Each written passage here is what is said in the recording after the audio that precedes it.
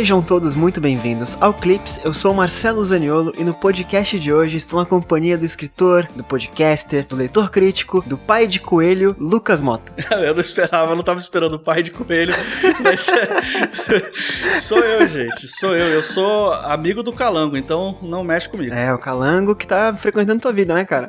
Total. Mas esse que dá a falar sobre hacker no livro, cara. Lucas, tu tá aqui hoje por qual motivo? Queres falar ou falo eu? Como é que tu prefere? Cara, eu acho que eu tô aqui porque a gente é amigo. E você quebrou o meu galho, entendeu? Não foi. Cara, vamos lá. Eu gosto de começar falando as coisas como elas são, né? Quando eu criei o Clips, cara, a minha ideia era falar de coisas que eu gostava, né? Então, assim, eu tô de boa fim de semana, vi uma série, curti, eu vou falar da série. Tô de boa, li um livro, vou falar do livro, né? E quando eu falei contigo no episódio 2, acho que foi que a gente falou de Lugar Nenhum, do Neil Gaiman, foi o 2, eu acho. Eu comentei lá naquele podcast já que eu ia ler o teu livro, né? Spoiler, o tema desse episódio é o livro do Lucas, o mais recente, né? O Olhos de Pixel. Vamos falar bastante sobre isso. Mas naquele episódio já que tu mencionou o lançamento do livro, eu combinei contigo e com o ouvinte de que teria um episódio sobre. Foi. E isso é meio que, cara, vai contra a proposta do Clips. Mas, por que eu fiz isso? Não é porque eu tô aqui pra te ajudar, ou porque a gente é amigo, beleza, ponto. Isso não muda. Mas por que eu tô falando hoje do livro, cara? E por que eu falei aquilo lá atrás? Porque eu sabia que eu ia gostar. Eu já li coisa tua, eu já li texto teu, já vi conversa sua, eu ouço teu podcast. Então, assim, a chance de eu errar, vamos lá, pra não dizer que era inexistente, era de 2%. Tá bom. Tá? Então, assim, beleza, a gente é amigo, mas acredite, esse podcast aqui, cara, vai ser gravado por mim com o maior prazer do mundo, tá? Pô, eu fico feliz demais. Não tem essa de, é amigo, eu tô aqui gravando por esse motivo. Não é por isso mesmo, tá? O episódio de hoje, então, é sobre um livro, né? Um livro bem recente, literatura nacional. Lucas, vamos lá, cara. Como é que a gente define esse teu livro pra fazer um guarda-chuva sobre ele, assim? Bom, meu livro eu escrevo, pra quem não me conhece, pra quem não sabe ainda do meu trabalho literário, eu escrevo fantasia e ficção científica e eu exploro sempre os subgêneros desses dois, assim, eu sempre puxo pra algum lado. Esse aqui é um livro de ficção científica, sendo mais específico, eu misturei dois subgêneros da ficção científica nele, cyberpunk e o gênero de super-heróis. Então, assim, a grosso modo, se a gente quiser fazer uma comparação esdrúxula aqui, o meu livro é uma mistura de Blade Runner com Vingadores, é isso. Sensacional, cara. Então, assim, ouvinte, como é que eu não vou querer falar de um livro desse, tá? Eu tenho certeza que vocês vão ficar muito empolgados com a conversa também. Eu falei no episódio com o Valdson que o livro dele é um dos melhores que eu tinha lido recentemente, e o do Lucas, cara, digo a mesma frase porque vocês estão de parabéns, cara. O que Olhos de Pixel fez por mim não está no gibi, de fato. Mas a gente fala sobre tudo isso, cara, e muito mais logo depois da vinheta.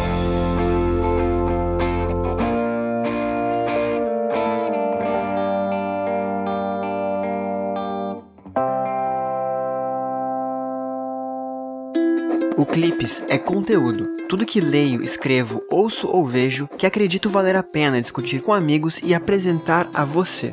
Para entrar em contato, fazer comentários ou enviar sugestões, acesse marcelozaniolo.com.br ou escreva para zaniolo.marcelo@gmail.com. Se quiser também, me siga nas redes sociais para novidades e atualizações. É só procurar no Twitter, Facebook ou Instagram por conteúdo Clips. Ou, claro, pelos meus perfis pessoais, por Celo_Zaniolo. Muito obrigado por ter vindo até aqui e ter dado o seu play. Desejo a você um ótimo episódio.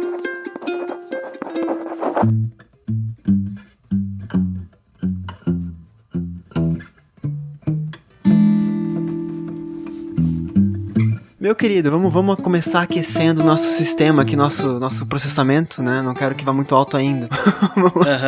Vamos controlar o processamento da nossa máquina. Cara, vamos lá. Lucas, quem é você, cara? Onde você nasceu? Onde você mora? O que você faz da vida? Quem é o Lucas, pessoa física? Vamos lá, por favor. Bom, eu sou escritor e também sou podcaster. Eu moro hoje em Curitiba já faz uns bons anos. Eu moro há tanto tempo, a ponto de eu praticamente me considerar um curitibano, assim. Se as pessoas perguntam... Tu não é de Curitiba, cara? Não, eu não nasci em Curitiba, mas eu moro aqui há muito tempo. Meu Deus. Entendeu? Eu nasci numa cidade no interior do Paraná que chama Umuarama. Fica ali perto da região de Maringá, pro pessoal que conhece, né? Só que, curiosamente, eu nunca morei em Umuarama. Eu só nasci lá. Meus pais moravam numa cidade vizinha e eu nasci em Umuarama porque Umuarama tinha um hospital melhor. É isso, a realidade do interior, gente. É isso aí. Não, é tipo eu com Curitiba. Eu nasci em Curitiba, nunca morei aí. Então é isso. Parecido, entendi. Mas eu jurava que tu era de Curitiba, cara. Teu sotaque, né? Paranaense também, não ia mudar muito. Pois é, que eu tô tanto tempo aqui, né, cara, que eu gosto de Curitiba, então eu acabei me incorporando totalmente à cidade, mas é isso, eu tenho, assim, eu já morei em um monte de lugar, já fui pra tudo que é lugar que você puder imaginar, então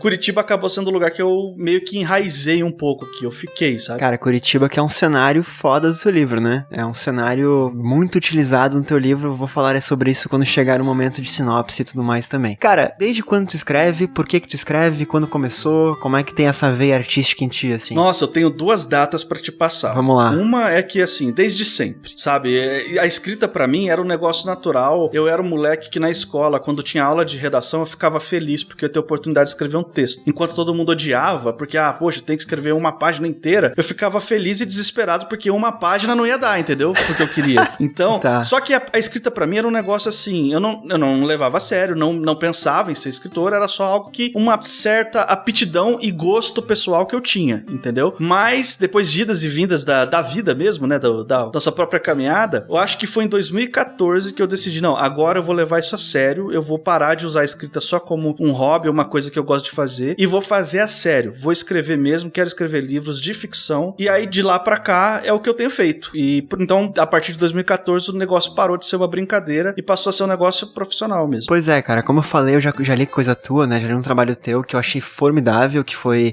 em parte, ele que me baseou pra ter certeza que eu gostaria de Olhos de Pixel, né, que foi o Boas Meninas Não Fazem Perguntas, que é um livro muito bom, cara, tu publicou ele em quando que foi, tu lembra? 2016? O Boas Meninas foi 2018, cara, através de uma campanha do Catarse. 18, tá, eu tava pensando se era um ano depois do meu ou um ano antes do meu livro, mas foi um ano depois, então. Cara, é um livro, assim, palmas, né, eu acho até que, eu vi gente comentando em Twitter depois, recentemente, até que é um livro que é pesado pelo momento que nós estamos passando, assim, né, a proposta dele é ser muito reflexivo e questionador, então, sim, que bom que ele é pesado, né, que bom que ele traz a reflexão, que ruim que ele tá muito real hoje em dia, né, então tem esses dois lados da moeda, mas eu tô vendo que na Amazon, cara, tu tem muito trabalho publicado. Como é que é a tua escrita, cara? Tu lança assim, tu consegue terminar uma história, eu não tô falando de tamanho, né, vamos lá, tu escreve todo dia, vamos começar pelo básico. Olha, rigorosamente todo dia, não, porque a vida de um escritor no Brasil, são raras as vezes que você pode só escrever. Na maioria das vezes você tem que desempenhar outras atividades também, e dependendo da época que eu tô, eu não consigo escrever todo dia. Claro. No momento, agora, dessa gravação, eu não estou escrevendo porque eu acabei de vir de uma maratona dupla de escrita de 2 manuscritos seguidos, que eu tive que finalizar pra entregar, e então eu resolvi tirar tipo um mesinho de folga fazendo outras coisas, só trabalhando com pesquisa, né? Caraca. E pra depois voltar a retomar a rotina de escrita. Mas quando eu tô em época de escrita, aí sim eu escrevo todo dia. Cara, essa é a meta. Essa é a meta, cara, parabéns. Tem mais trabalhos teus, né? Quer mencionar alguns antes de a gente entrar em Olhos de Pixel de fato? Bom, eu tenho 3 livros publicados, né? O meu primeiro livro foi lá em 2016, tá disponível na Amazon, chama Todos os Mentirosos. O segundo livro é de 2018, que é o já citado Boas Meninas Não Fazem Perguntas, uma distopia bem, né, escabrosa, falando um pouco sobre como a sociedade é misógina pra caramba, né? E agora Olhos de Pixel, que é, por um acaso, meu primeiro livro não independente, publicado direto por uma editora, que no caso é a Plutão Livros, né? E aí eu tenho alguns contos também publicados na Amazon, então livros são esses 3 e o resto é tudo conto, por enquanto. Cara, eu gosto que eu tenho um local na minha cabeça, uma gavetinha lá que eu guardo o Lucas, né? E assim, eu não li Todos os Mentirosos ainda, né? É uma dívida que eu tenho contigo e eu vou colocar lá, eu vou quitá-la um dia. Mas, cara, Boas Meninas Não Fazem Perguntas e Olhos de Pixel te posicionam numa gavetinha muito especial na minha cabeça, cara. O Olhos de Pixel é um pouco mais raivoso, né? Um pouco mais, tipo, confrontando coisas que a gente vê todo dia, essa questão de preconceito, de misoginia, de racismo, de transfobia e todos os gêneros que a gente consegue colocar de uma pessoa se achando melhor que a outra, né? Vamos colocar num guarda-chuva maior assim. Mas o Boas Meninas também, cara. Ele trabalha com essa coisa meio, caralho, como é que ninguém se choca com isso, cara? Como é que ninguém vê que a gente tá vivendo uma vida de merda, numa sociedade de merda, né? Então, eu gosto muito da forma como tu usa a narrativa, cara, a literatura. Então, espero que tu siga assim. Tem coisa boa vindo já? Então, antes de falar do livro em si, de futuro, assim, como é que tá? Cara, então, primeiro, obrigado pelos elogios aí, eu fico muito feliz e engraçado que eu tava pensando nesses dias, acabei de lançar esse terceiro livro, eu tava pensando que os meus 3 livros, eles são muito diferentes entre si, mas tem uma espinha dorsal que junta todos eles, que é justamente a parte raivosa, a revolta, a crítica, entendeu? Então, eu acho que eu tô indo pra esse caminho, de tudo que eu escrevo tem que ser um soco na cara de alguém, entendeu? Sim. Por favor, siga assim. Mas, respondendo a sua pergunta, sim, eu tenho mais coisas vindo por aí. Depois do Olhos de Pixel, eu já tenho 2 outros manuscritos prontos, inéditos. Um deles tá na mão de uma editora e tá sendo analisado. Cara. Eu não sei ainda se a editora vai querer publicar. Se eu souber, no devido momento, isso vai ser anunciado, né? E tem um outro que eu tenho um plano especial pra ele que eu não posso contar ainda, mas tudo isso deve ser desenrolado aí nos próximos 2 anos. Cara, que massa, que massa. Último comentário, então, antes de sinopse e tudo mais, eu fico muito feliz quando autores nacionais conseguem escrever na quantidade que tu escreve, um conteúdo relevante como tu consegue e conseguem também reverberar em editoras, ou até de forma independente, né? Eu escrevi de maneira independente também, então eu sei quão legal é também essa liberdade, esse tato, passar por todas as etapas de um livro, né? Mas, cara, que bom que tu tá conseguindo coisas mais altas, eu fico ansioso pelos próximos lançamentos já. Não vou cravar que falaremos sobre, né? Mas talvez a gente fale sobre por aqui também. Vamos lá. Conta comigo, cara, conta comigo de verdade. Lucas, então chegamos em 2021, né? Esse ano louco, e você lança um livro chamado Olhos de Pixel pela editora Plutão, que é uma editora que eu realmente tenho admirado muito nos últimos meses e anos aí. É uma editora nova, né? Ela surgiu em 2019?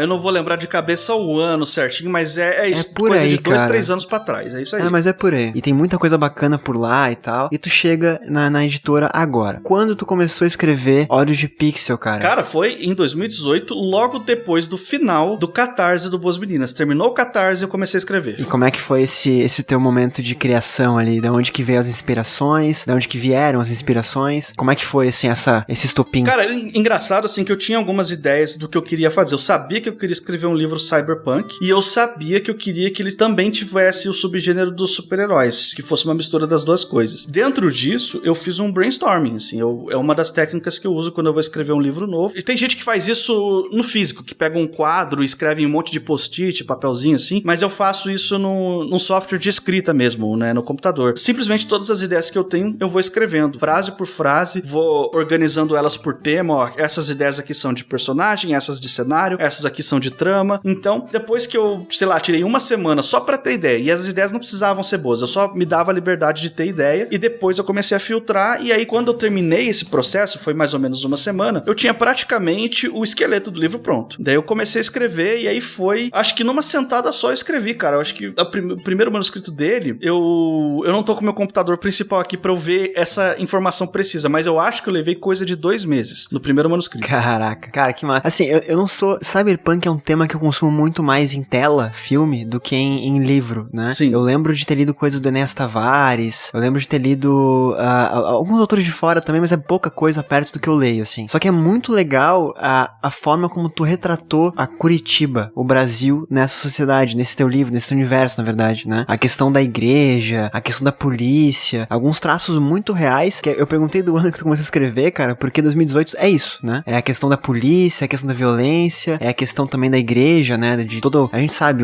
a força que a igreja, que as igrejas tiveram na eleição também, né? Sim. Que foi um ano de eleição. Então, esse estopim pra mim é muito claro, assim, cara, por isso que eu perguntei. Mas, cara, você tá completamente correto. É isso mesmo, assim. Eu tenho um agravante, né? Que eu fui criado na igreja. Eu nasci em lar evangélico. Sim. Então, eu vivenciei muito de perto todo esse meio evangélico e aos poucos a revolta ela foi crescendo dentro de mim porque muita coisa eu não concordava. Hoje, pra quem, né, se perguntar, tiver curiosidade, eu me considero cristão até hoje. Entretanto, eu não tenho vínculo com nenhuma instituição religiosa e espero nunca mais ter pro resto da minha vida.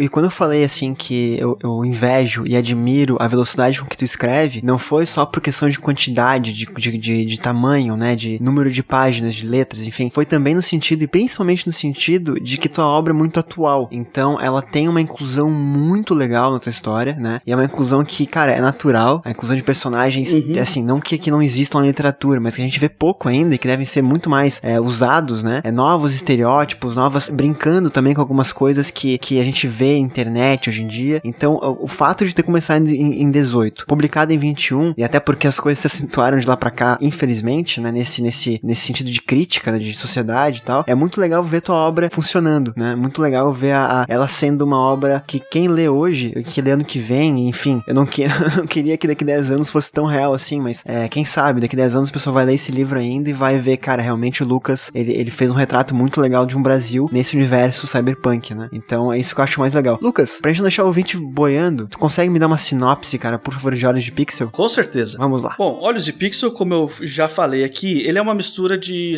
Blade Runner com Vingadores, nesse cyberpunk super-heróis aí, mas eu tenho aqui um grupo de protagonistas que são anti-heróis, eles são mercenários mercenários, vivem no submundo, trabalham fazendo coisas aos olhos da lei não muito interessantes, se é que vocês entendem o que eu tô dizendo aqui. E o sonho deles é o seguinte, é meter o pé, sair fora, porque não tá legal morar no Brasil pra eles, e as políticas em outros países do mundo também não tá legal. A única chance que eles têm de ter um pouco de paz do jeito que eles são e viver relativamente sem ter que se esconder, é conseguindo uma passagem, uma entrada numa colônia espacial, chamada colônia Xangá. Essa pronúncia, eu não tenho certeza se é assim, porque é uma palavra em chinês, tá? Mas eu chamo de Xangá, você pode chamar como você quiser.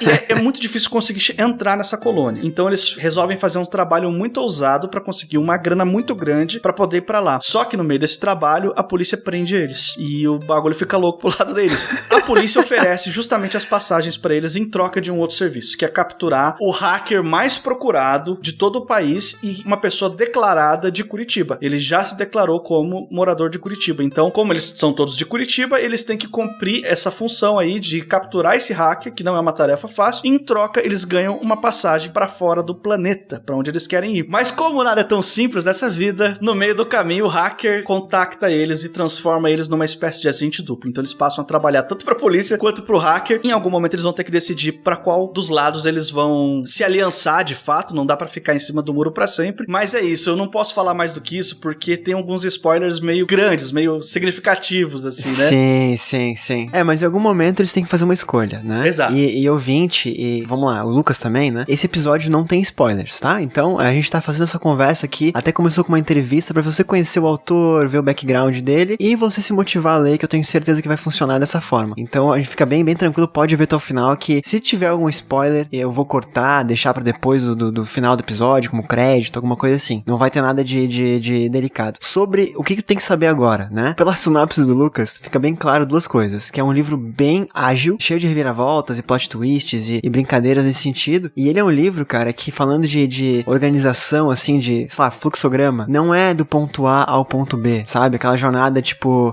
tudo bem, eles têm um objetivo maior que é sair da Terra, né, pra essa colônia Xangá, que o Lee Change, não sei por que o Lee Change, além de ter esse objetivo final, ela é uma sinopse, é uma história, na verdade, que ela muda de ritmo e te joga de um lado pro outro o tempo todo. Então, assim, não é, por exemplo, sei lá, vou usar um exemplo bem besta aqui, de repente o Hobbit, é o Senhor dos Anéis, que eles têm que sair do local e levar o anel pra um local pra ser destruído, né? É uma linha meio que reta, tudo bem, vão passar por vários conflitos, vários problemas nesse meio do caminho, mas é uma linha reta, né? O teu livro, cara, eles têm uma infinidade de planos, uma infinidade de acontecimentos. Então tu acha que as coisas vão se resolver de uma forma, uma página depois eles estão indo pro outro lado já, sabe? Então é um vai e vem muito louco, cara, e muito frenético, assim. Eu não conseguia parar de ler, eu comentei contigo, acho, no WhatsApp, né? Falou.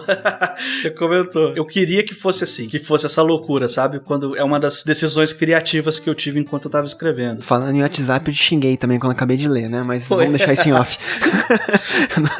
Foi um xingamento bom. Eu não consigo... Quando eu xingo, geralmente é coisa positiva. Acreditem. E outra coisa que é legal do teu livro também, cara, é que ele... essa brincadeira com Curitiba, ela faz pra mim, não sei se é porque eu sou de lá e tal, mas acho que todo mundo que, mesmo que não conhece Curitiba, sente muito que é o Brasil, assim, sabe? Então, tudo bem. É falando de ambientação, né? Tem coisas ali que são muito turísticas e conhecidas, como, por exemplo, os pontos de ônibus tubulares, né? Sim. Eu anotei aqui, cara, é demais, cara. O ônibus sanfonado, que é uma marca registrada de Curitiba. Uhum. A questão da estação tubular, é assim que se chama. Na minha época era ligeirinho. Ainda é ligeirinho em Curitiba?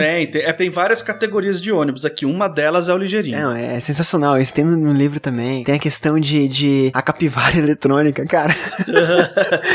eu nem sei se isso é spoiler, acho que não. Eu vou colocar como ambientação. Não, isso aí é ambientação. É sensacional. E daí tu brinca com algumas coisas que, vamos lá, pensando numa realidade cyberpunk no que nós temos hoje, né? São coisas totalmente plausíveis, assim. Por exemplo, a propaganda em todo lugar. E aí tu trabalha com... Vamos mais básico. Tu trabalha com uma coisa chamada Smart Self. O que é Smart Self? Que é muito, muito importante pro livro, né? Depois eu vou seguir falando do cenário. Cara, Smart Self nada mais é do que uma evolução exagerada do smartphone. Em vez de você ter um aparelho que você compra e você tira do bolso pra fazer tudo que você precisa, ela tá implantada na sua cabeça e você vê no seu campo de visão uma interface. Você controla com a cabeça tudo que você precisa. O que você faria no seu celular, você faz na Smart Self através da sua cabeça mesmo. E aí, isso é muito legal porque, beleza, tens esse Smart Self contigo. Então, quando tu tá num local, por exemplo, público, que tem muita publicidade, tu chega perto de um outdoor, o que acontece? Tu ouve música daquela propaganda, tu ouve um jingle, tu ouve a chamada, tu ouve a locução. Então, é uma coisa dentro da tua cabeça muito invasiva, assim. Cara, eu consigo imaginar que Cyberpunk seria com certeza. Eu tive muito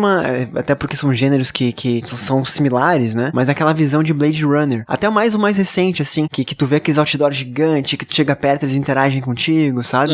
Então a minha visão foi justamente essa, né? Óbvio que os ônibus nesse teu mundo não são terrestres, né? Eles meio que voam, são quase trens também, né? Que tem uma ligação mais aérea, assim. Sim. Então são coisas muito bacanas. Essa poluição da cidade, que é característica do gênero também. Essa questão de novo, eu sou de Curitiba, pra mim é muito fácil falar. A quantidade de catadores de papel que tem, gente de rua procurando lixo, né? Pra vender e tal. Aqui no Floripa também, eu acho que várias capitais, várias cidades assim, também tem as caçambas mecânicas, né? Que é muito legal porque tu coloca que ninguém sabe como que as pessoas tão pobres têm aquelas caçambas. É muito legal esse ambiente que tu constrói, porque de fato é uma adaptação do que nós temos hoje para um mundo de fantasia, né? De uma ficção científica ali, que é muito legal de consumir. É triste, é sujo, mas legal de consumir. Por que tu quis fazer isso, cara? De cyberpunk, assim? Bom, primeiro que eu adoro ficção científica. E eu vou, aos poucos, me permitindo explorar diversos subgêneros da ficção científica, né? Eu tinha acabado de escrever uma distopia, que é um livro denso pra caramba, é um livro incômodo também, em outro aspecto, né? Mas eu queria explorar um outro subgênero. Não queria escrever outra distopia, entendeu? Eu queria escrever, embora a gente possa argumentar que por causa do futuro desgraçado, de certo modo, o cyberpunk também se enquadra numa forma de distopia, mas ele não é aquela distopia política clássica pela qual a gente conhece distopia, né? Ele teria uma vertente mais tecnológica, com uma possibilidade diferente de história ali. Então foi uma decisão assim de querer permanecer na ficção científica, porém explorando um outro subgênero. Por isso que eu fui pro cyberpunk. E eu sempre gostei de cyberpunk, né, cara? Antes mesmo de saber o que era cyberpunk, eu já gostava. Gostava dos filmes, dos jogos que tinham essa temática. Então, quando eu fui descobrir, comecei de fato a ler os livros cyberpunk, a começar pelo Neuromancer, que é talvez o mais icônico do gênero, aí eu fiquei maluco, né, cara? Falei, não, isso aqui é legal demais, assim, eu preciso fazer isso aqui de algum jeito, entendeu? Cara, e é tão raro cyberpunk se passando no Brasil, assim, sabe? Teve até uma aventura muito icônica também do Nerdcast, RPG, né, de cyberpunk e tal, que marcou muito uma galera. Sim. E é um gênero que eu sempre gostei muito por essas possibilidades dele, né? E foi muito legal pra mim, como curitibano nascido aí, ver o Barigui poluído, né? Não pela parte poluída, mas pela brincadeira que tu fez com a cidade. Então, eu gostei muito desse cenário, eu acho que mesmo quem não conhece Curitiba vai gostar. E a gente falou desse Smart Self, e existem também indivíduos que são chamados de Roots, não sei como é que é a tradução exata, como é que tu chamaria? Cara, como é uma palavra em inglês, talvez a pronúncia correta se aproxime mais de roots, né? Roots, não tenho certeza, mas eu falo root, cara. Sou brasileiro, eu falo root. Então tá, root, vamos lá, root.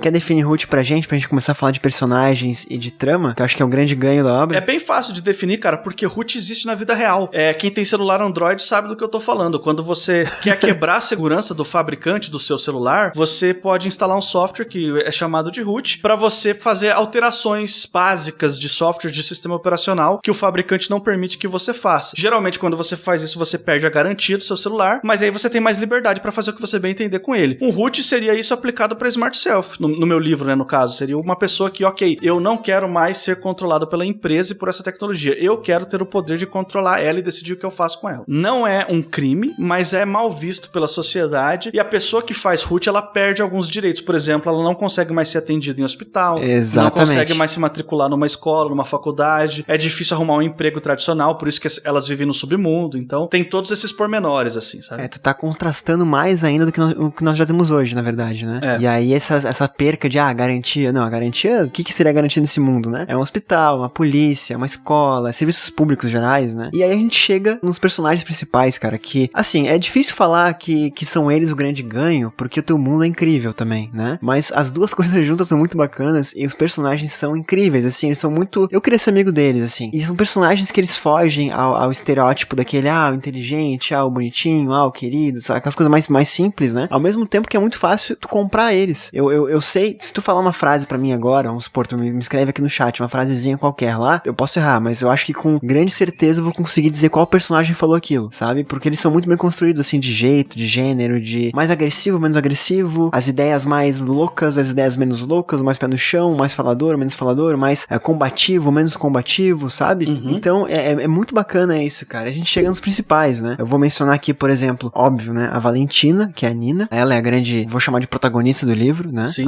E ela tem um grupo de mais duas pessoas, que é o Tera também, né? Que o nome dele é Ivan Batista, é isso? Isso, exatamente. Tá, que ele é um homem trans perfeito. A Isa, né? A Isa Granado, que eu achei incrível o nome. Que tem tudo a ver com dela. Tem, né? E, cara, e são personagens, assim, que tu não vê em qualquer lugar, cara, e tu não lê todos os livros, sabe? E eu falo isso porque eu leio, de fato, muita coisa nacional, assim, e eu tenho lido cada vez mais livros que trazem personagens múltiplos, assim, sabe? Então eu gostei muito de ver isso, cara. Obrigado por isso, Lucas. Cara, eu fico muito feliz. Eu que agradeço pelos elogios mais uma vez, mas tem até uma curiosidade sobre esses 3 personagens aí, se você quiser eu posso falar aqui também. Por favor. Que é o seguinte, cara, quando chegou na parte de criar personagens, eu já tinha uma ideia mais ou menos de que tipo de personagem eu gostaria de trabalhar nesse livro. Mas quando eu fui criar eles, eu falei, bom, vou criar agora o que vai ser a protagonista do meu livro. Ela tem que ser muito legal. As pessoas precisam gostar dela. As pessoas precisam comprar a briga dela. Funcionou. Então, eu fiquei, tipo, um dia inteiro só pra criar ela. No dia seguinte, eu fui criar o personagem que é o Tera. Eu falei, ok, o Tera, ele não vai ser o protagonista, ele vai ser um coadjuvante. Eu preciso que ele seja muito legal por outras razões. Ele não pode roubar a atenção da Nina, mas ele também não pode ser apagado. Ele tem que ser, no mínimo, tão legal quanto. E aí, no terceiro dia, eu tinha que criar a Isa. Eu falei, agora eu vou surtar, porque agora eu vou querer um personagem que é coadjuvante, mas que rouba a cena totalmente, que todo mundo fica esperando ela aparecer em cena, entendeu? Daí eu criei a Isa. Eu tenho esse time desses 3 aí. Cara, é perfeito porque, assim, eu falando como leitor, né? Talvez tu não entenda assim, eu não pense assim. Não é, o que eu tô falando não é verdade. É verdade pra mim apenas. Uhum. Tem esse tripé, né? Eu entendo que a Nina, de fato, é a protagonista. Ela vai levar esse grupo adiante. Ela que, de algum modo... Como é que eu posso falar isso? Lidera esse grupo. Acho que liderar é uma palavra que funciona bem aqui. Sim. Ela não é dona de ninguém, não é chefe de ninguém. Ela é meio que uma referência, né? Quando as decisões são mais práticas, né? Sim. O Tera, ele, de fato, ele é muito legal por outros lados que não combinam, não casam com a Nina, então funcionou, né? Mas, assim, de fato, se eu fosse falar a mais incrível, até por outras coisas que talvez sejam spoiler, é a Isa. E a Isa, assim, só que a Isa, ela é tão caótica, tão engraçada, que eu não sei se ela funcionaria sozinha. Então, se não tivesse o Tera e a Nina, talvez a Isa não fosse uma boa personagem, sabe? Se tu invertesse a ordem do triângulo ali, por exemplo, eu acho, aí só vendo, né? Eu acho que a história não funcionaria tão bem, porque o drama da Nina norteia muito a história. O drama dela com o filho dela, né? Ela tem uma questão muito pesada, um passado, todos têm um passado, isso é bem bacana no teu livro. E parabéns pela a forma de organizar e colocar os capítulos também. Ah, claro. Aquele antes é muito legal, provavelmente tá nos ouvindo agora. Tem a história, né? A história de forma linear, cronologicamente, né? De um início ao final da história, vai evoluindo. E em alguns momentos tem um antes, que conta o bastidor, um pouco um flashback de algum momento da história de um personagem determinado. São 3 antes, eu acho, né? São 3. Então isso é muito legal que tu enriquece, né? Então eles entram em momentos realmente muito certeiros, assim. A Nina, ela tem um passado bem complicado com drogas e tal, e ela é mãe, né? É mãe do Paulo. Assim, o Paulo não mora com ela, né? Mora com a avó, mora com a mãe da Nina. E ela tem uma dívida, ela tem um elo muito complicado com o Paulo, né? Óbvio que ela ama o Paulo, óbvio que ela sabe que ela errou, óbvio que ela quer refazer as coisas, só que o mundo não é assim, né? Tipo, oi, estou de volta, quero ficar do seu lado. Oi, mãe, tudo bem, te amo, vamos juntos, né? Não é uma coisa assim de tão simples. Então esse arco dela norteia muito a história e faz tudo ser ainda mais difícil, assim. O Tera tem um arco dele, lógico. A Isa também tem um arco dela, lógico, né? Mas assim, de algum modo, eu acho que se não fosse a Nina ali, realmente a história não ia caminhar tão bem pra mim como leitor, sabe? Então, check. Parabéns. Mais um elogio aí que eu acho que vale a pena ser feito.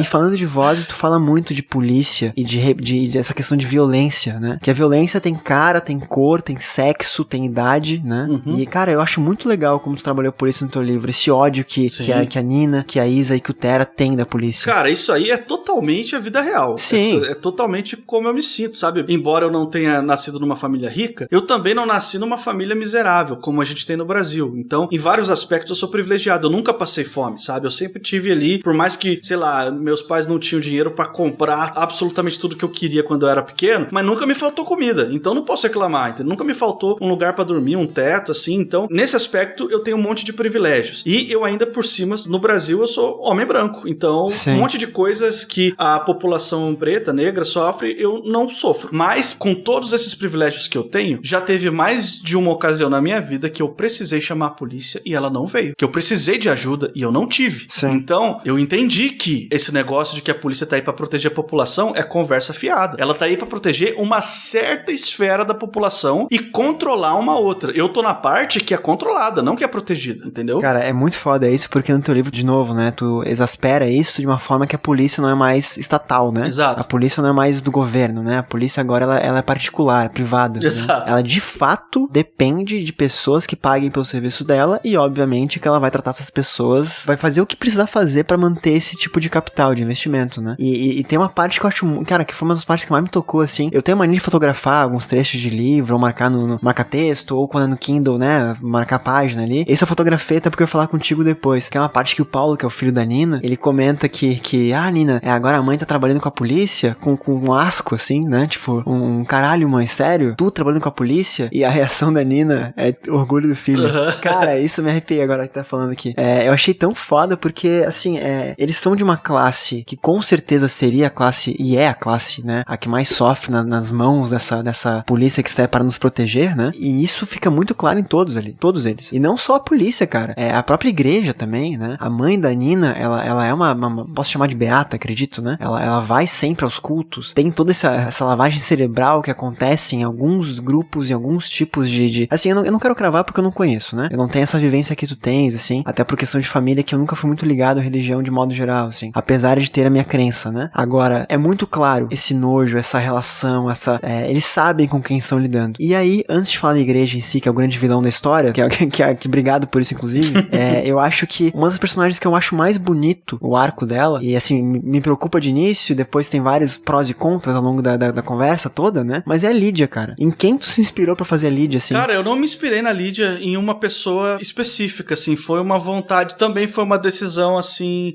artística, sim, né? sim. Criativa, assim, de que eu queria um personagem que tivesse meio que na contramão dos protagonistas, mas que não fosse exatamente um vilão. Claro. Ela não é a vilã do livro, mas ela tem, assim, tudo que ela acredita é o oposto do que a Nina acredita e elas batem de frente o tempo todo, então uma serve de obstáculo pra outra, embora elas não se odeiem de verdade, assim, elas só têm realmente opiniões que não conseguem coexistir. Eu sinto muito que a Nina odeia a Lídia, por tudo que a Lídia representa, né, e a Lídia tem, porque assim, a Lídia representa uma ideia que eu tenho em mim, assim, cara, eu sei que o mundo é uma merda, eu sei que a gente tá numa sociedade de bosta, assim, só que ao mesmo tempo eu não consigo ligar o foda-se pra algumas coisas porque eu não quero entregar todas as esperanças, sabe? Então a Lídia, de algum modo, ela representa pra mim aquilo, cara, alguém tem que fazer alguma coisa. Eu não quero pegar o Brasil e o mundo e deletar. Alguém deve ser capaz de recuperar as coisas, recuperar as instituições, recuperar as sociedades, recuperar as relações de poder, sabe? Alguém deve ter um bom senso de estar numa posição de comando e começar a guiar aquele barco pra um lugar mais prazeroso, mais justo, mais igual, sabe? E aí quando eu vejo a Lídia com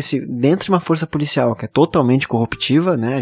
Tu não precisa nem escrever isso, a gente sabe que ela é, né? Ainda mais quando ela passa a ser privada de fato e receber incentivos de patrocinadores, de clientes grandes. A Lídia, ela representa uma voz dentro da polícia que não concorda. E isso eu achei que nesse livro era fundamental, cara. Porque tu coloca umas forças tão contrastantes ali no meio que tem que ter meio que ainda que seja um diálogo meio forte, meio de brigas e meio de rusgas, né? Ainda é um diálogo, né? Então a Lídia, ela briga por uma polícia um pouco melhor. Ela tem o passado dela também, que é foda, mas ela ainda briga por um acreditar que as coisas podem ser diferentes, né? Eu não sei, tipo, por exemplo, quando tu coloca que ela aceita trabalhar com os Hoots, né? A Lídia que vai, o que acontece? Os Hoots, esses trio que eu falei ali, que a gente comentou, na sinopse do Lucas, né? Eles são presos, né? Sim. E a polícia fala, olha, vocês vão ser usados numa missão da polícia, que aprendeu Calango, um hacker muito famoso, né? E a Lídia, ela tem a opção, ou tu aceita liderar essa equipe, ou tu volta pra academia. E a Lídia, ela não quer voltar pra academia, não é por ser um downgrade, vamos chamar assim, né? Um passo atrás na carreira, ou por receber menos. Ela não quer,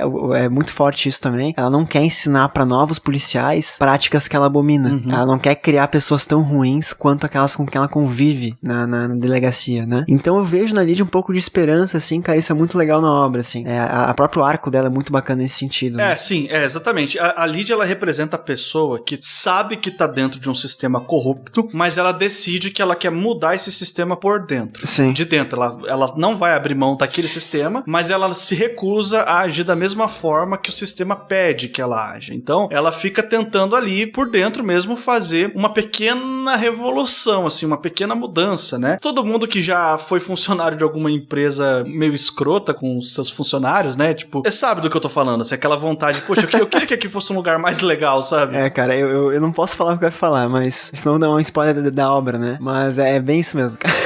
Um comparativo perfeito. Falei pro Lucas agora em off, você não ouviu, ouvinte, azar o seu. Leia o livro e descubra o que acontece. Mas aí, cara, eu vou te perguntar, né, porque quando a gente conversou lá atrás, lá na nossa primeira gravação aqui no Clips, tu mencionou a respeito desses Vingadores, né? E, Cyberpunk com Vingadores. E eu fiquei pensando, cara, tudo bem, eu não duvido do Lucas, porque eu conheço ele, mas, enfim, como é que ele vai juntar esses dois, né? E, cara, tu juntou.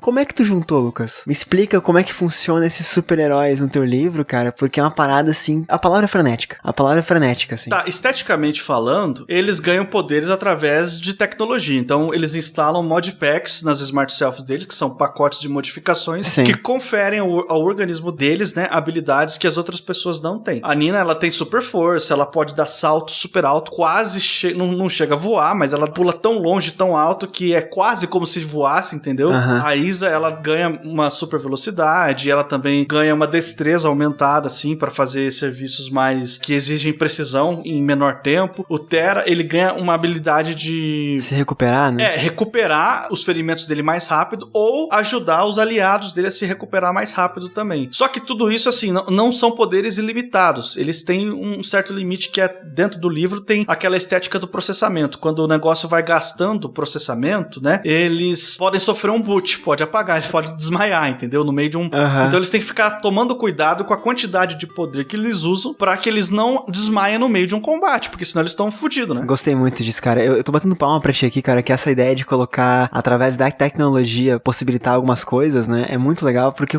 conversa com o universo, né? Não é do tipo poder pelo poder sem explicação, assim. Quando tu coloca isso com base no que teu mundo propõe, né, com as regras do teu universo, isso potencializa a história, é muito legal. O medo que eles têm do boot, né, as possibilidades disso, né. O Modpack, pra quem não conhece o termo, né, é isso, é um pacote de dados instalado nesse teu Smart Self, né, que é esse teu celular na cabeça, assim. Então é muito bacana como isso vira meio que você, né, vira meio que o root em si, né, as possibilidades todas. Então isso brinca com todas as possibilidades de ação, com todos os desenvolvimentos do livro, com como as coisas de fato andam, né, o que se pode fazer, o que não se pode. Tem várias submissões na história também, vários planos que dão certo, dão errado. Então, cara, é uma história acima de tudo divertida, e é uma história que bate de frente, né, com um grande chefão, que é essa igreja, né. Santa Igreja de Salomão. Santa Igreja de Salomão. E aí a gente tem um personagem detestável que eu quero te agradecer por colocar isso no papel, né, que assim, quem sou eu pra dizer, né, que esse personagem é real, né, ou que ele tem paralelos reais, mas é um personagem muito fácil de odiar, cara. Isso é muito legal, assim, na história de... Primeira vez que ele aparece, a descrição dele, da família dele, tu já sabe que ele é o vilão. Antes de tu falar o que ele fez ou o que aconteceu, né. E aí, o que é? A Santa Igreja tem o grande profeta, né, e tem quem trabalha em favor do profeta. Sim. E esse cara é um merda. Tu já odeia ele, assim, porque a igreja, como é que começa a história? Ela foi invadida, alguma coisa foi roubado dela, e a igreja quer, através da polícia, recuperar isso. Então, mas eu acho que tem um jeito até mais preciso da gente falar, porque eles deixam bem claro pros Roots que eles não querem recuperar o que foi roubado, eles querem capturar quem roubou. Eles querem pegar quem roubou. É isso mesmo, perfeito. E aí que entram os Roots, né? Então tem esse Félix, que é um cidadão de bem, que é uma pessoa que trabalha pro profeta, trabalha pra igreja, trabalha pra fé, né? Família tradicional, essa pessoa que a gente sabe quem é, quem representa, né? Será? Então eu não sei como é que tu criou esse enredo, assim, essa trama toda, mas de novo, parabéns, cara, porque torcer desde o início por um final feliz, sabe? De alguma forma assim, cara, me dá uma catarse aqui, pelo amor de Deus. Então, eu costumo dizer que eu escrevo livro pra pessoas com raiva. E eu acho que o Olhos de Pixel, ele é talvez dos 3 que eu publiquei até o momento, é o que mais representa isso, assim. Então, pra quem sente raiva, esse é o livro feito pra você. Eu escrevi pensando em você. E aí eu vou dar uma frase que é muito icônica, né? Até tá sendo usada pra vender o livro, porque eu acho que ela representa muito bem o livro, né? Que é aquela frase que a Nina fala algumas vezes, que é: se ninguém resistir à tirania, ela vai achar que pode existir. E ela não pode. Cara, é o slogan do livro pra mim, assim. E tem outros trechos tão raivosos quanto, assim. E uma segunda coisa que eu vou falar: Lucas, obrigado pelo epílogo. Ah, você gostou também do epílogo? Tá, obrigado pelo epílogo. Eu tô pisando em ovos agora aqui, mas obrigado pelo epílogo. Eu só vou te dizer isso. Tá, de nada. Tô aqui pra isso. Cara, teus personagens, protagonistas e vilões são geniais, assim, geniais. Tem algum que tu gosta mais? Pois é, a Isa, cara, eu não tenho como esconder que ela é a minha favorita de toda a galera aí desse livro. E assim, dos principais, porque dos coadjuvantes eu tenho um outro favorito, que é o Ranca-Tripa. Cara, o Ranca-Tripa é demais. O Ranca-Tripa é demais. É muito legal porque, voltando a falar do mundo daí, né? Tu coloca um mundo que ele é real, cara. Ele é bem real, assim. A polícia, ela tem menos armamento, ela tem menos potencial do que quem não é polícia, né? Mesmo sendo privado. E, cara, o Ranca-Tripa, ele é um bandido tão legal, cara. Eu gosto dele também. Qual é a comida que ele não gosta mesmo? Que ele ama, aliás? É pequi, porque ele é goiano e lá no Goiás... Tu já comeu pequi? Já comi porque eu morava em Brasília, que é do lado do Goiás, né, cara? E é bom ou ruim? Cara, eu detesto, eu não gosto nem do cheiro. Só que se você falar isso pra um goiano, você arruma briga, sabe? Os goianos... Eu literalmente tem um amigo meu que é goiano, que ele realmente, assim, se você criticar o Pequi, mesmo que se você falar um negócio simples, tipo assim, ó, eu não gostei do Pequi, não. Você não falou mal, você só falou que você não gostou. Ele sai da onde ele tá, vem até onde você tá e começa a bater boca com você. Caraca, entendeu? Caraca. Ele é esse tipo de pessoa. Então Ranca Tripa é te odiar, cara. Eu fiquei perguntando porque eu tenho que perguntar pro Lucas se Pequi é bom, cara, porque eu não faço ideia do que é um Pequi. É uma fruta que tem tanto um cheiro quanto um gosto muito, muito forte. Então, assim, não é pra todo mundo. É ame ou odeie. Ou você vai adorar, ou você vai detestar. E tem alguns pratos que o pessoal faz com Pequi. Tem um arroz de Pequi que o pessoal faz lá no Goiás também, que enfim, que eles gostam muito. Mas desculpa, gente, quem é do Goiás aí que tá ouvindo agora, eu não sou muito fã de Pequi, não é pra mim, não. Cara, mas é bem legal como tu amarra as coisas, assim. É aquele tipo de livro que nada é em vão. Nada que acontece, assim, de fato é esquecido ou não tem. Tudo bem, até pode não ter uma importância tão grande, mas é levado em conta, né? Então, Ranca Tripa, aquele outro personagem que agora eu tô com amnésia, cara. Aquele que tem as armas. Bigorna, que vive falando, Israel é um estado que tem que cair. Genial, cara. Muito bom, né? Não, sério, os personagens são muito legais, assim. E o que eu falei no início da entrevista, que na minha cabeça tem um lugar específico, uma gaveta na minha cabeça que tá o Lucas, né? É isso, cara. É um ambiente totalmente raivoso e sabe, a gente tá num momento em que eu falo por mim, eu falo por ti, espero que por quem tá nos ouvindo também, né? A gente tá com raiva de tanta coisa errada acontecendo, que é legal ver uma galera assim, sabe? Desses moldes, desses personagens, com esses backgrounds, com essas histórias, essas origens, dando uns socos na cara de uma galera aí, sabe? É muito gratificante a gente ver, tipo, soco na cara eu vou chamar de pingos nos is, né? A gente vê uns pingos nos is aí nessa história que a gente tá vivendo, porque é um livro muito real. Apesar de a tecnologia, infelizmente, ainda não existir, que seria muito legal, né? Eu seria o Ruth com certeza, cara. Eu não tenho dúvida disso. Mas com certeza eu seria também, não tem como não ser. Então eu fico muito feliz, assim, tem mais umas brincadeirinhas na história, assim, que eu ia falar mais de brincadeirinhas aqui no cast, né? De algumas palavras que tu brinca, algumas inscrições e tal, mas eu vou deixar pro leitor ele mergulhar e se descobrir, né? Se surpreender, porque eu acho que faz parte da escrita também. Mas é um livro, cara, muito divertido, Lucas. É um livro muito... Ao mesmo tempo que ele fala de coisas sérias, ele é muito fácil de ser lido, assim, eu não consegui parar de ler, cara. Então, assim, eu não consigo dizer nada, assim, foi realmente uma das melhores coisas que eu li recentemente. Eu já gostava da outra história, né? E essa eu tenho certeza que foi ainda mais longe, assim. Então, siga escrevendo, cara. Siga escrevendo e surpreendendo a gente. É só o que eu posso te pedir. Mas isso com certeza eu vou continuar fazendo, porque é o que eu curto fazer mesmo. Agradeço muito, fico feliz de você ter gostado. Queria aproveitar, inclusive, pra deixar um pedido aqui, né? Pra quem tá ouvindo a gente. O pessoal que tá ouvindo esse podcast aqui, com certeza vai ficar curioso, vai atrás de ler o livro. E eu fico muito feliz. Ele tá disponível aí em todas as lojas de e-book do Brasil, porque a editora Plutão, ela trabalha por enquanto só no formato e-book, tá? Mas você pode escolher lá onde você quiser comprar. Mas se você já leu, ou você vai ler e quando você terminar de ler, eu vou pedir um favor pra você, se não for pedir demais. Por favor. Vai lá na Amazon e deixa uma avaliação honesta, dá quantas estrelas você acha que o livro merece. Não precisa escrever um texto detalhado, pode ser um parágrafo, uma linha só do que você achou legal, porque essas resenhas na Amazon ajudam muito o livro a chegar mais longe, a ser apresentado para novos leitores. Então, se você que tá ouvindo a gente puder fazer essa resenha lá depois que você lê o livro, eu agradeço muito, eu vou ficar muito feliz. Cara, esse é um pedido que eu tenho, eu vou fazer ele ao mesmo tempo que eu editar esse programa, tá? E o ouvinte fala também, cara, porque faz muita diferença mesmo, assim. A resenha ajuda a ranquear melhor o livro, ajuda mais pessoas a se interessarem pela obra, então, cara, assim, eu não vejo defeito, de verdade, do livro. Quem gosta de ação vai ter ação, quem gosta de reflexão vai ter reflexão, quem gosta de vingança vai ter muita vingança, cara. Que a gente não tá num momento muito bom social e ver o teu livro como ele foi, realmente é isso, cara. A tirania, ela não pode existir. Ela não pode achar que ela pode existir porque ela não pode. É isso aí, cara.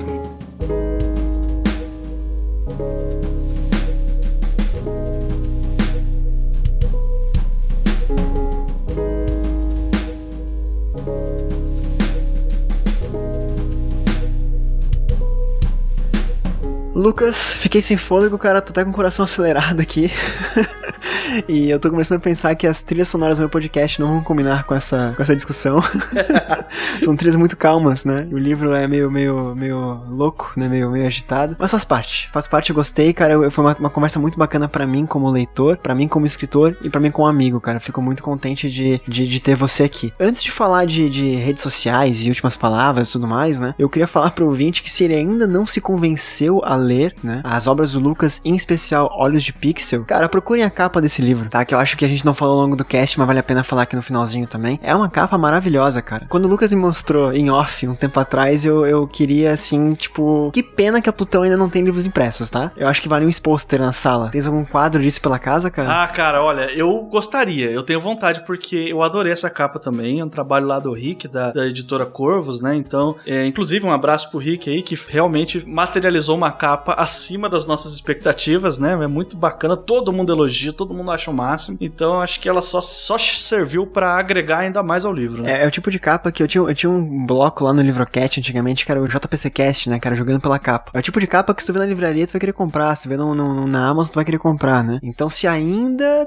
se falta alguma coisa pra você comprar esse livro e ler, além de incentivar a literatura nacional, né, incentivar um autor que quer viver de escrita, né, que escreve tanto quanto o Lucas e merece esse trabalho, esse reconhecimento, olha a capa que realmente é algo que vale muito a pena. Lucas, dito isso, cara, eu vou deixar um espaço pra ti de palavras finais, falar dos teus podcasts também, que eu acho que por favor, né, eu sou ouvinte dos seus 2 podcasts, e fica à vontade, cara, pra desfilar links, redes sociais, certinho onde o pessoal te encontra, como falar contigo, né, e reforçando aqui, leiam o livro e resenhem na Amazon. Bom, primeiro, se você se interessou minimamente por esse livro que a gente ficou esse tempo todo conversando aqui, procura por Olhos de Pixel, ele tá disponível na Amazon, tá disponível no Google Livros, né, na Play Store, tá disponível também no Apple Books e também na Kobo Store. Nessas 4 lojas, você pode comprar na que você gostar mais, né, que for o seu interesse, e dá uma força lá, o preço tá bem em conta, assim, o preço de capa dele é R$12 e ele tem cerca, assim, convertendo para um livro físico, ele teria cerca de 240 páginas, então eu acho que é um valor muito legal pra quantidade de conteúdo que ele tem, sabe, pelo tamanho dele. Se você tá com a grana curta, se você não tem dinheiro, tá tranquilo, dá uma segurada, daqui a pouco as coisas melhoram, daí você pega depois quando virar o cartão ou quando entrar uma grana legal aí pra você. Mas se você gostou, salva aí na sua lista de desejos da Amazon ou da loja que você prefere, que com certeza vai chegar o momento de você conhecer essa história. Se você quiser me acompanhar, eu tô no Twitter e no Instagram, no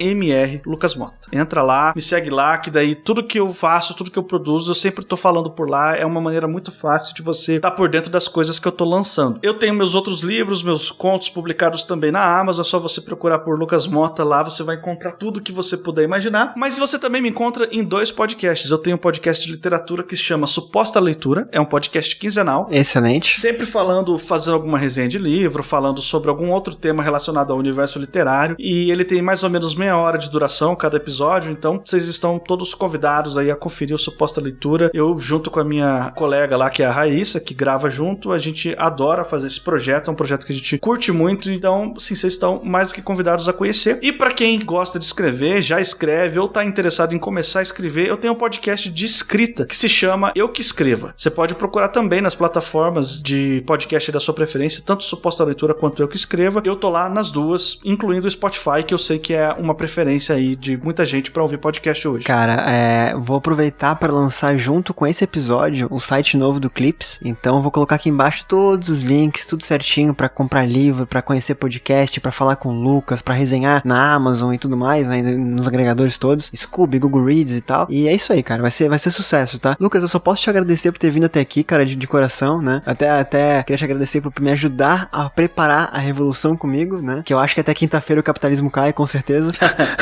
Com certeza, né? Até quinta-feira cai. Ah, cara, foi obrigado a fazer essa piadinha aqui. Lembrando que você pode deixar um comentário dizendo o que achou desse programa, enviar sugestões de pauta e principalmente dizer pra gente o que achou do livro Olhos de Pixel, né, do autor Lucas Mota, diretamente aqui embaixo na postagem, no espaço destinado aos comentários. Finalmente temos um site com comentários pra te chamar de nosso, né? Pode mandar também seu comentário por e-mail, escrevendo pra mim, pra zaniolo.marcelo@gmail.com. Pode entrar em contato com a gente no @conteudoclips, no Twitter, Instagram e Facebook, ou também nos meus perfis pessoais, né, procurando por @celo_zaniolo. Lucas, quer frisar de novo, por favor, o seu @ nas redes sociais? @mrlucasmota, tanto no Twitter quanto no Instagram, é nóis. Perfeito. Gente, é um prazer falar de livros, é um prazer entrevistar autores, mas por hoje é só, né, infelizmente a gente termina por aqui. Muito obrigado a todos que nos ouviram até aqui, espero que todos comprem e gostem tanto quanto eu gostei de Olhos de Pixel, né. Nos vemos no próximo episódio. Tchau. É isso.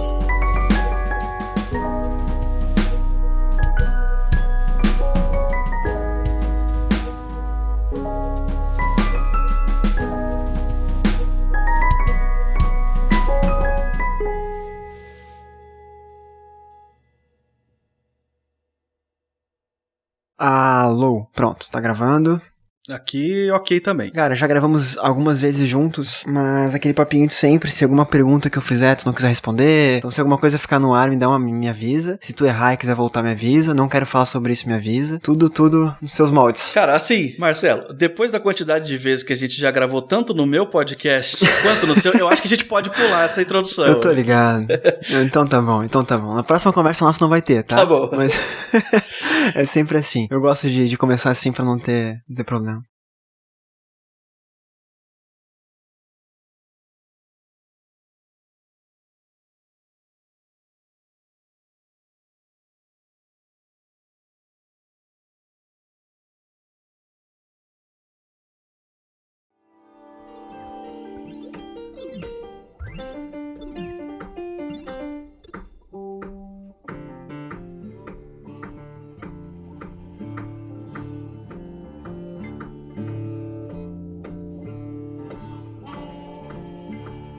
Talvez eu coloque isso em off lá no final, depois do episódio, como um spoiler. Então, se você estiver ouvindo isso, se for pra gravação de fato, isso é um spoiler, né? Spoiler, atenção, spoiler. Você vai ouvir spoiler, final do livro aqui a partir de agora. Bem avisado, que vai ser spoiler, né? Cara, quando acabou a obra e o Félix não se fudeu, eu pensei, cara, por quê? Sabe? Ele tá sendo muito conciliador. Eu entenderia como, de repente, a editora, de repente, você quis acabar de um jeito menos comprar briga, né? Mas, de algum modo, ele é contra o livro.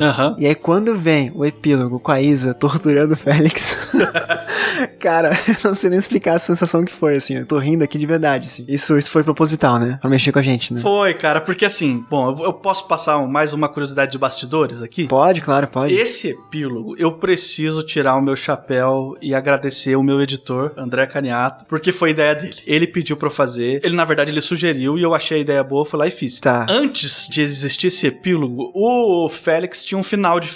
Acontecia, ele sofria uma consequência do que ele fez, só que de outra forma, antes do epílogo, antes do final mesmo, antes do livro acabar. E aí o André falou assim, ó, não tá ruim, mas o que você acha de fazer isso? E ele jogou essa ideia do epílogo. Eu falei, é melhor, vou fazer assim então. Cara, genial. Aí eu fiz essa pequena alteração, que não muda nada na história, só muda meio que na forma como acontece a consequência, né? Mas eu gostei muito desse resultado aí, mas essa ideia foi do editor, então, crianças, autores, escutem seus editores, eles estão aí pra ajudar.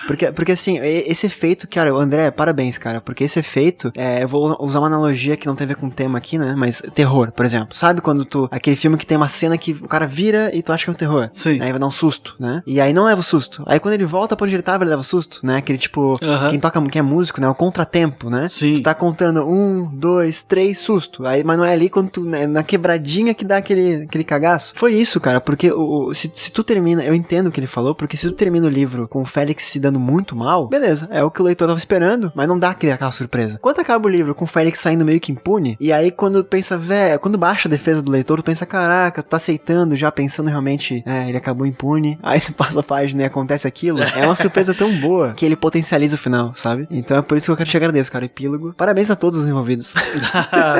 Não, valeu, cara. Em especial a Isa.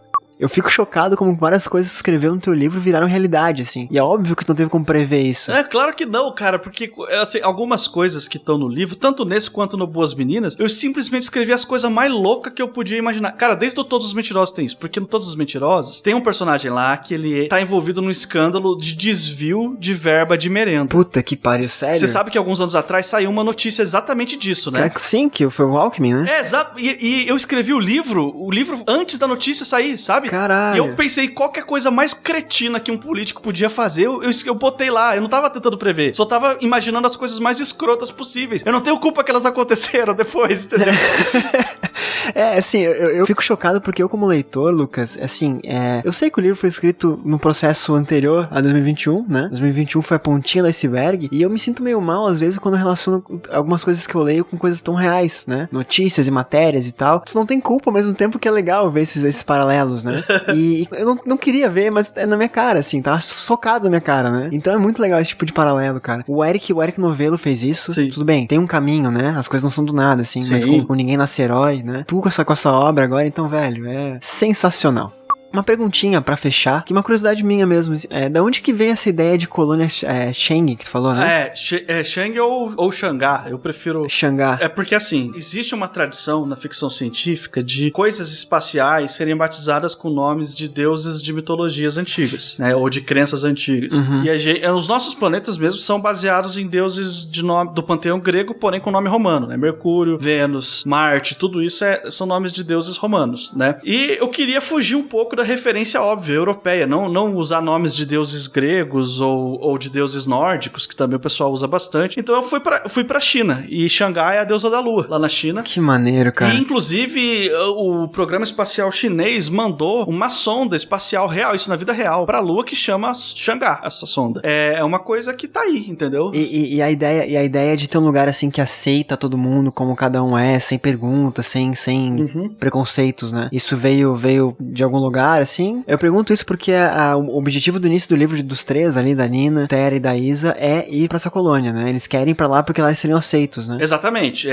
Eles estavam nessa expectativa, essa era a esperança de que eles poderiam viver em paz, tendo uma vida sem precisar ser no submundo, sabe? Sim. Bom, agora eu vou entrar numa parte meio de spoiler, tá? Posso falar? Se precisar eu coloco no final, não tem problema. Ou você bota no final, pode ser também. Que é o seguinte, cara, a ideia da colônia, eu queria a ideia do paraíso que não existe. Era esse o conceito que eu tinha na cabeça, criar um lugar que era ideal, que era perfeito, pra onde eles poderiam, entre aspas, fugir, mas por acontecimentos durante o livro, que você já sabe, eles chegam à conclusão de que, ok, não adianta, a gente vai ter que ficar por aqui, então o pau vai quebrar. E fazer o que der aqui, né? É porque quando eu li, eu fiquei pensando assim, cara, ou o final do livro leva eles até lá, que seria uma coisa plausível também, conseguiram a passagem, pronto, embarcaram, né? E final feliz. Ou o Lucas tá usando isso como, sabe aquela frase, em campo de concentração, o trabalho liberta? Uma coisa meio assim, tipo, uma coisa, acredite em algo, né? Que tem algo mais do que isso, tu nunca vai pra lá, tu nunca vai conseguir isso, mas só pra levar as coisas como elas estão indo, né? Porque se tu não tem esse, sei lá, pra onde olhar, né? Tem um objetivo maior lá no final, tu vai perceber que tens que fazer o que dá com o que tu tens. Então, peraí, não tem mais a colônia, como realmente acontece no final do livro, né? Não dá mais pra ir pra lá. Cara, fudeu, vou ter que fazer minha realidade aqui, onde eu tô, nessa sala, nesse cômodo, nessa cidade. E aí começa as brigas todas, né? E aí começa a rebeldia, começa, enfim, motim, enfim, é o que realmente acontece no final do livro, né? Fazer o que dá aqui, construir aqui um lugar melhor. Então por isso que eu perguntei, cara, que maneiro. Legal, cara, legal. Poxa, que bacana. Eu acho que eu falei demais no cast pra variar. Não, mas tá ótimo, cara. As pessoas vêm aqui porque elas querem ouvir você. Você tem que falar mesmo.